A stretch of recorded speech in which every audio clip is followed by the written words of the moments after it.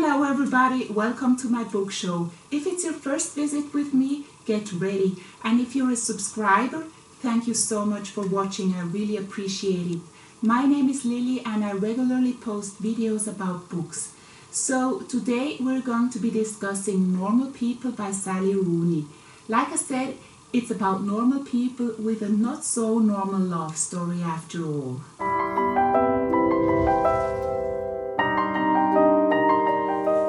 Let's get to the bullet points. Normal People is a fiction novel, more precisely a coming-of-age novel for readers 16 plus. And it was published by Faber and Faber in 2018. The book has 288 pages and the average reading time is approximately 4.5 hours. A similar book is Ugly Love by Colleen Hoover. This to the bullet points. Let's go to the author. Sally Rooney was born in February 1991 in Castlebar, that's the northwest of Ireland, and now lives in Dublin. She has an older brother and a younger sister. In 2009, she studied at Trinity College in Dublin, first in politics, then did her master's in literature. The author published her debut, Conversations with Friends, in 2017.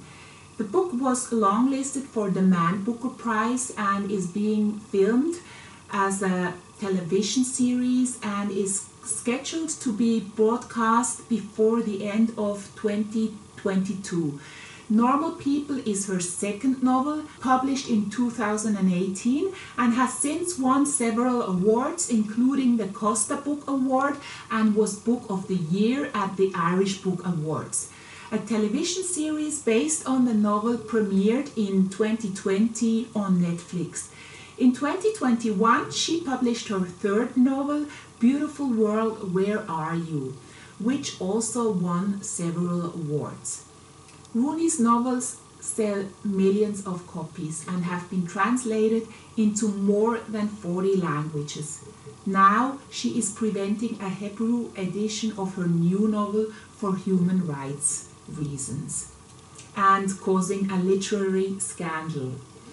Yeah, this to the author. We move on to the summary. In a nutshell, the book is about the grueling love story between Conall and Marianne.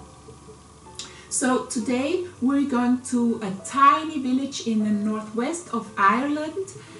Not much really goes on there, you know, it's one of these small communities where everyone knows everyone and everyone is in each other's business when it's actually none of their business. Just normal people living their normal lives. This small village is home of Marianne and Conall, who are both very young, between 17 and 22 years old. They attend the same school and are good students, but that's all they have in common. Marianne is the daughter of a lawyer and she has an older brother with whom she doesn't get along at all. And Conall is the only child of a cleaning lady who works for Marianne's mother. But at school they both pretend not to know each other.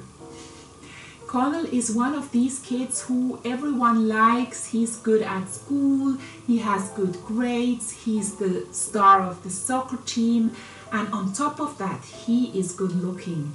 He seems to do everything with an ease, just the whole package, which is really not fair. And then we have Marianne, who is pretty much the opposite.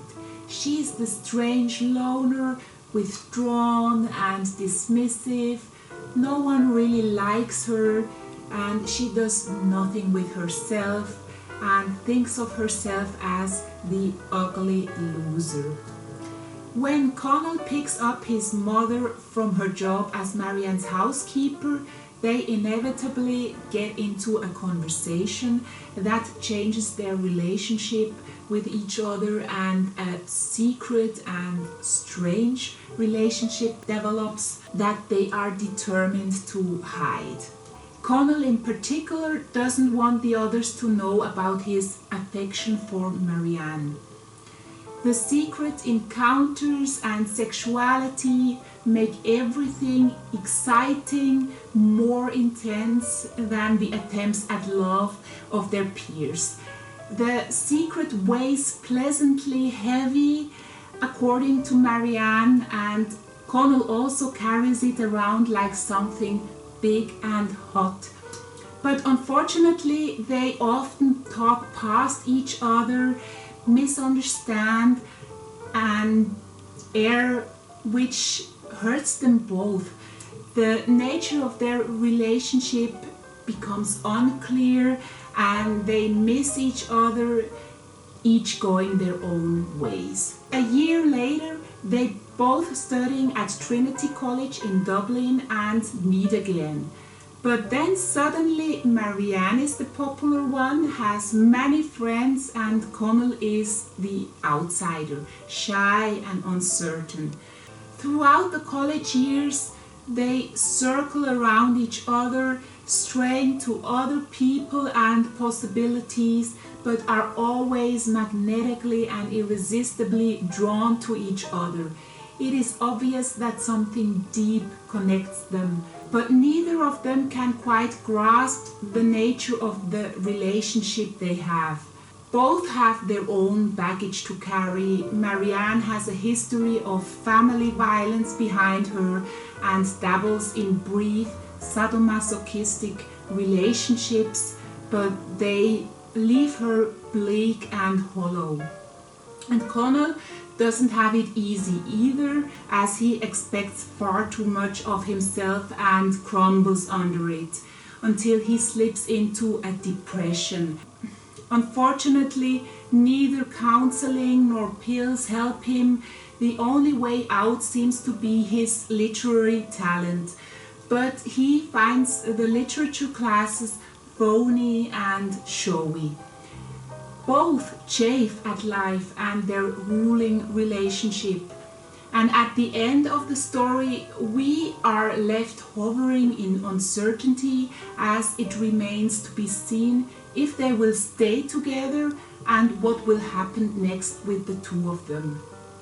Well, that's to the summary. Now let's go to my impression.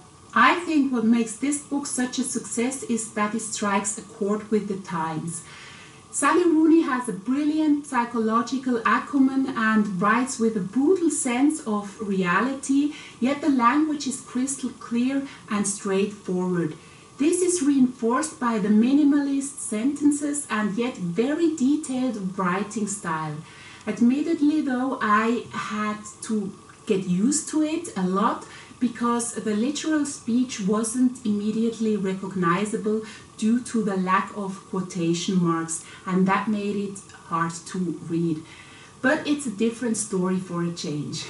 Although I found their love story grueling, with Connell and Marianne forever standing in the way of their happiness together, the themes taken up are nevertheless good. They revolve around friendship, family, and topics that are often hushed up, such as violence in the family and themes like growing up, finding one's identity and place in life. The division of the story, in which we accompany the two main characters over several years. The story is divided into snapshots with jumps of weeks and months, thus the plot progresses rapidly. The story is told in a concentrated way, focusing on the essentials and on Marianne and Connell. So here we have a character-driven story. We get glimpses of the deep conversations between Marianne and Connell. I wanted so badly for them to realize that they were perfect for each other, but I didn't get that satisfaction. I found Marianne the more interesting and complex character of the two, in part because she undergoes the greater development. Unlike Connell, who is kind of stuck, which becomes apparent in the college years. Both are shaped by their parents' homes and feel obligated to society. We as readers are also left to our imaginations a lot, as we don't get closer precision or descriptions of places or people, which I personally love. I'm often disappointed when a book is turned into a movie and the protagonists look completely different than I imagined them to be. Yes, here I end with my impression of this on all levels idiosyncratic story, which somehow lingered with me for a long time, like one of those special perfumes still lingering in the air for a long time. Yeah, let's go to my conclusion. This story is about two normal people struggling with growing up and their first love experiences and experiencing love with all its ups and downs. In the process, each has their own baggage to carry, just like in normal life. This book is for any person who likes authentic characters with a relentlessly honest look into their lives. It's for readers who like sobering love stories and can do without drippy romances with happy endings. It's an easy read that will stay with you for a long time because of the themes drawn directly from life. I give my reading recommendation. We've reached the end again. Thank you so much for watching to the end. Let me know your thoughts down below and don't forget to subscribe and like if you enjoyed this video. All the best. See you next time. Bye.